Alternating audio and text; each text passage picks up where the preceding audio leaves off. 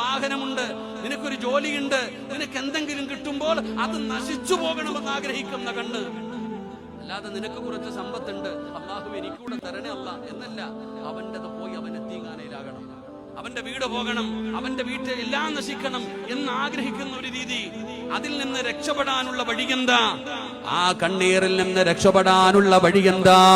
അല്ലാഹുവിന്റെ പരിശുദ്ധമായ ഖുർആൻ ഒരു വഴി പറഞ്ഞു തരികയാണ്.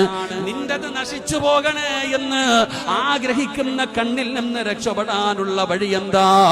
ഖുൽ അഊദു ബിറബ്ബിന്നാസ്. ഖുർആൻ പറയുകയാണ്, വമിൻ ശർരി ഹാസിദിൻ ഇദാ ഹസദ്. ഈ സൂറത്താണ് പാരായണം ചെയ്യാൻ നബിതങ്ങൾ പറഞ്ഞത്. ഖുൽ അഊദു ബിറബ്ബിൽ ഫലഖ് മിൻ ശർരി മാ ഖലഖ് വമിൻ ശർരി ഗാസിഖിൻ ഇദാ വഖബ് വമിൻ ശർരി നഫാസാത്ത്. ഖുർആൻ പറയുകയാണ്, ഖുൽ അഊദു ബിറബ്ബിന്നാസ് മലിക്കിന്നാസ് ഇലാഹിന്നാസ് മിൻ ശർരിൽ വസ്വാസിൽ ഖന്നാസ്. പടച്ചവനെ, ഖുർആനിന്റെ 113 14 സൂറത്തുകൾ, അതിനകത്ത് അല്ലാഹു കാവല് ചോദിക്കാൻ പറയുന്നല്ലോ. പടച്ചവനെ, കണ്ണീരിൽ നിന്ന് രക്ഷപ്പെടാൻ